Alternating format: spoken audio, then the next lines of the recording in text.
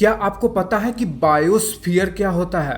पृथ्वी पर बायोस्फीयर वो क्षेत्र होता है जहां पर जीवन पनपता है, या कहिए जहां पर जीवन संभव है। हिंदी में इसे जैव मंडल कहते हैं। अब जैसे उदाहरण के लिए देखिए, पृथ्वी की सतह से 50 किलोमीटर की ऊंचाई पर कुछ छोटे छोटे माइक्रोब्स जिंदा रह सकते हैं। और क्या आप जानते हैं कि जब आप पृथ्वी की सतह से 50 किलोमीटर के ऊपर तक पहुंच जाओगे तो आपको यह नीला आसमान भी बिल्कुल फेडेड होते हुए ब्लैकनेस के साथ दिखने लगेगा, क्योंकि ऊपर जाते जाते पृथ्वी का वायुमंडल खत्म हो जाएगा और पूरे 100 किलोमीटर ऊपर पहुंचने पर तो पूरा अंतरिक्ष ही दिखने लगेगा। इसी तरह पृथ्वी की सतह से जब हम जमीन के नीचे की तरफ बढ़ेंगे तब एक अनुमान के मुताबिक पृथ्वी की सतह से 4 किलोमीटर के नीचे भी कुछ माइक्रोब्स और डेविल वॉर्म जैसे जीव जीवित रहते हैं। और समुद्र की सतह के नीचे तो अभी हाल ही में वैज्ञानिकों ने जीवन के सबूत पाए हैं, वहां भी 1 से 1.5 किलोमीटर नीचे तक कुछ माइक्रोब्स जिंदा रह सकते हैं। और पृथ्वी की सतह पर तो हम सब मनुष्य, जीव, ये सब तो रहते ही हैं।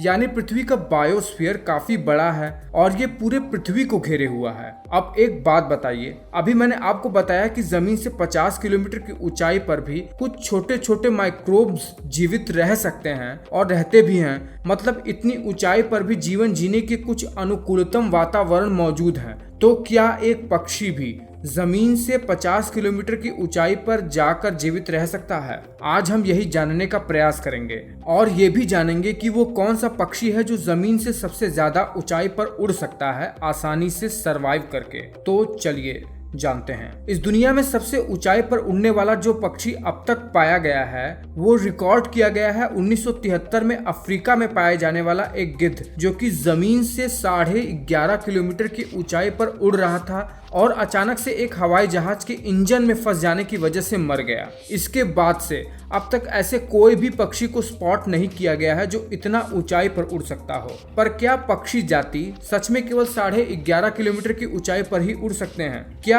इससे ज्यादा ऊंचाई पर वो नहीं उड़ पाएंगे? अगर आपने ध्यान दिया हो तो आप देखे होंगे कि जाड़ों के समय में एक प्रकार का हंस भारतीय उपमहाद्वीप पर आकर यहाँ पर बस जाते हैं और जैसे ही जाड़ों का समय खत्म होता है वो उड़कर वापस सेंट्रल एशिया या साइबेरिया की तरफ चले जाते हैं। इसे बार हेडेड गूस पक्षी कहा जाता है और ये भारत में हिमालय को पार करके जाड़ों के समय में आते हैं। और आपको ये जानना चाहिए कि ये पक्षी माइग्रेट होते समय जो कि सेंट्रल एशिया से भारत की तरफ आते हैं, उस समय ये 10 से 10.5 किलोमीटर की ऊंचाई पर उड़कर भारत में आते हैं। साधारण रूप से देखें तो पक्षी जमीन से केवल 500 फीट यानी 200 मीटर तक की ऊंचाई पर ही उड़ते हैं, ताकि वो अपने एनर्जी को कंजर्व करके रख सकें और किसी शिकारी पक्षी की नज़र में भी न आ सकें। लेकिन जो पक्षी एक जगह से दूसरी जगह माइग्रेट करते हैं वो काफ़ी ऊंचाई पर उड़ते हैं, क्योंकि इतने ऊंचाई पर उड़ने से उनका तापमान बैलेंस में बना रहता है और उन्हें डिहाइड्रेशन की प्रॉब्लम भी नहीं होती है। दरअसल जब कोई पक्षी जमीन से 8 से 9 किलोमीटर की ऊंचाई पर उड़ता है तो वहां पर एयर प्रेशर काफी कम होता है, जिसकी वजह से वहां पर गर्मी भी नीचे की तुलना में कम होती है। और ऐसे में पक्षी जो कि एक जगह से दूसरे जगह पर माइग्रेट करते हैं उन्हें ऊंचा उड़ना अनुकूलतम होता है। पक्षियों को इतना ज्यादा ऊंचा उड़ने में जो मदद करता है वो है उनका शारीरिक स्ट्रक्चर, और उनकी हड्डियां बिल्कुल खोखली होती हैं और उनके मसल्स और हार्ट इतने मजबूत होते हैं कि पंखों को फड़फड़ाने में उन्हें कोई समस्या भी नहीं होती है। उनके पास भरपूर एनर्जी होती है। साथ ही साथ ऊंचाई पर उड़ने वाले इन हंसों में सबसे अच्छी बात तो ये है कि इनमें हीमोग्लोबिन का स्ट्रक्चर कुछ इस तरह से होता है कि ये ज्यादा से ज्यादा अमाउंट में ऑक्सीजन के मॉलिक्यूल को अपने ऊपर लोड कर सकते हैं, जिसकी वजह से इन पक्षियों को अपने शरीर के कोने कोने तक ऑक्सीजन पहुंचाने में कोई दिक्कत ही नहीं आती है। साथ ही ये इनमें एनर्जी का लेवल भी बनाए रखता है। यही कारण है कि कुछ पक्षी जो मेनली माइग्रेट करते हैं एक जगह से दूसरे जगह पर, वो काफी ऊंचाई में उड़ पाते हैं।